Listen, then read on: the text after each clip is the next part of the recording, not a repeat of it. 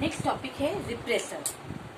मैं आप लोग को ऑलरेडी इंड्यूसर बता चुकी हूँ। इंड्यूसर में मैंने आप लोगों को बताया था कि अगर हम अमाइनो एसिड बाहर से दें, जैसे कि लैक्टोज हम इकोलाई को बाहर से दे रहे थे, तो उसकी बॉडी में बीटा ग्लैक्टोसाइडेज एंजाइम की प्रोडक्शन इंक्रीज हो जाती है।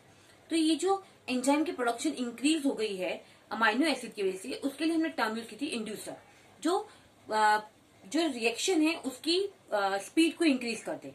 ठीक है, उसके लिए हमने टर्म यूज की थी इंड्यूसर। अब हम बात करेंगे रिप्रेसर। रिप्रेसर उसका बिल्कुल अपोजिट है। यहाँ पर अगर हम बाहर से अमाइनो एसिड दे रहे हैं तो उस एंजाइम की जो प्रोडक्टिविटी है और कम हो जाती है, तो वो एक रिप्रेसर की तरह काम कर रहा है। उस प्रोसेस को इंक्रीज ना करके उसे स्टॉप करने की कोशिश कर रहा है, उसके लिए टर्म यूज करते हैं हम repressor.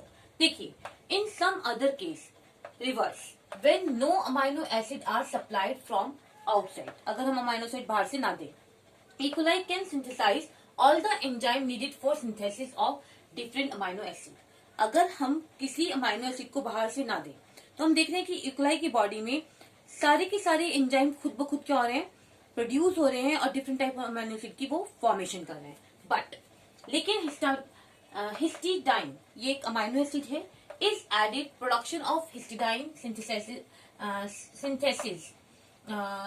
Enzyme will fall down. लेकिन जब हम इकोलाई के अंदर उसको प्रोवाइड करते हैं, इकोलाई को हिस्टिडाइन, ठीक है, तो हम देख रहे हैं जो ये एंजाइम की प्रोडक्शन होनी चाहिए थी, हिस्टिडाइन सिंथेसाइजिंग एंजाइम, वो धीरे धीरे क्या होने लगता है, कम होने लगता है।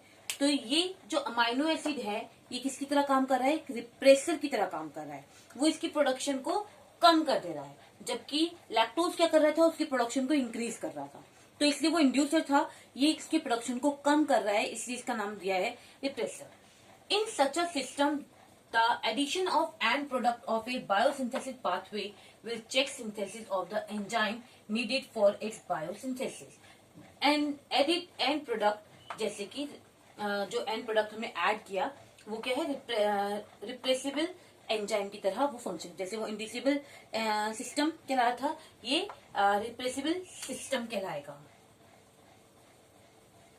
ठीक है, तो आपको मैंने दो टर्म बताई, एक इंड्यूसर और दूसरा रिप्रेसर। इंड्यूसर मतलब जो रिएक्शन की रिएक्शन की स्पीड को इंक्रीज करता है। स्पीड किस तरह से इंक्रीज हो रही है, जब हम अमाइनो एसिड बाहर से दे रहे थे तो वो एंजाइम ज्यादा मात्रा में प्रोड्यूस हो रहा था, जिसकी वजह से lactose, galactose and beta galactosidase में कन्वर्ट हो रहा था, बीटा ग्लैक्टोज में कन्वर्ट हो रहा था। जबकि यहाँ पर हिस्टाडीन वाले में क्या हो रहा है, हिस्टाडीन अगर हम बाहर से दे रहे हैं तो जो हिस्टाडीन प्रोडक्शन सिंथेसाइज एंजाइम है वो क्या हो रहा था, फॉल डाउन हो रहा था। तो वो प्रोडक्शन को स्टॉप कर रहा था या उस प्रोडक्शन को होने नहीं दे रहा था। तो ये रिप्रेसर की तरह काम करता है। तो जीन एक्सप्रेशन इसी को कहा गया है कि एक पर्टिकुलर एंजाइम या एक पर्टिकुलर चीज किसी भी चीज को स्टार्ट कर सकती है, किसी भी चीज को स्टॉप कर सकती है। तो वो जीन की अपनी एक एक्टिविटी है, उस पर डिपेंड करती है, इसलिए उसको जीन एक्सप्रेशन कहा गया। ठीक है, अब हम बात करेंगे ऑपरॉन मॉडल। ऑपरॉन मॉडल हमें किसने दिया था, जैकब एंड मोनार्ड ने दिया था सबसे पहले। उन्होंने इन्हीं सिस्टम को inducible and reverse repressor system के थ्रू ऑपरॉन मॉडल किया था। Their study on the inducible system for the synthesis of beta galactosidase enzyme in E. coli proposed a model in order to explain the induction and repression of enzyme synthesis। उन्होंने इन्हीं दो चीजों को लेकर अपना एक मॉडल दिया था, उसी मॉडल को नाम दिया गया था operon model. Mainly operon model assumed the presence of a unit of coordination control of protein synthesis, मतलब आपस में एक दूसरे का कोऑर्डिनेशन।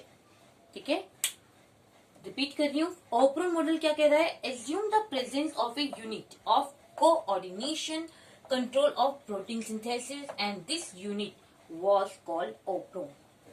ठीक है, उन्होंने कहा जो प्रोटीन सिंथेसिस की डिफरेंट डिफरेंट यूनिट्स फंक्शन को शो कर रही हैं, ठीक है, उनको उन्होंने नाम दिया ऑपरॉन, जो कि किस चीज से मिलकर बना है। उन्होंने कहा ऑपरॉन के अंदर एक ऑपरेटर जीन है which control the activity of mRNA.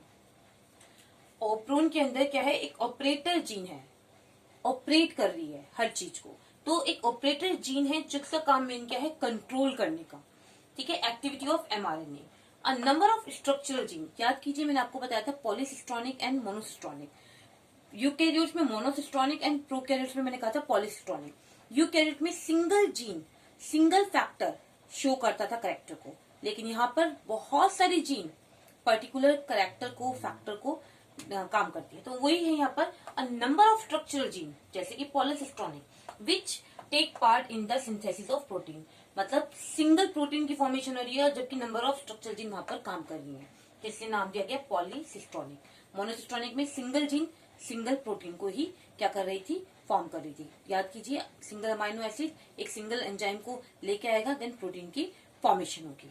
तो वही चीज है यहाँ पे पॉलीसिस्टोनिक है। तो एक ऑपरेटर जीन है जिसका काम है कंट्रोल करने का कि एमआरएनए की प्रोडक्शन होनी है या नहीं होनी है। तो वो किस पे काम डिपेंड करता है, ऑपरेटर जीन पर, क्योंकि वही सब कंट्रोल कर रहा है। और इसके अलावा नंबर ऑफ स्ट्रक्चरल जीन वहां प्रेजेंट है जो कि सिंथेसिस करेंगी प्रोटीन की। ठीक है, this mean that the structural gene will synthesize mRNA. इसका मतलब क्या है, ये जो स्ट्रक्चरल जीन है ये एमआरएनए की क्या कर रही है, फॉर्मेशन कर रही है अंडर द ऑपरेशनल कंट्रोल। किसकी कंट्रोल के थ्रू, इस ऑपरेटर जीन की कंट्रोल के थ्रू। ठीक है, ऑफ एन ऑपरेटर जीन। ठीक है, operationally control of an operator gene, मतलब ये स्ट्रक्चरल जीन किसके इशारे पे काम करेंगी, इसके इशारों पे काम करेंगी। अगर ये कहेगा प्रोडक्शन करें तो करेंगी, अगर ये कहेगा प्रोडक्शन नहीं करें तो नहीं करेंगे। तो इसी के लिए टर्म यूज की गई है जीन एक्सप्रेशन, कि जीन अपना एक्सप्रेशन एक पर्टिकुलर टाइम पर देती है।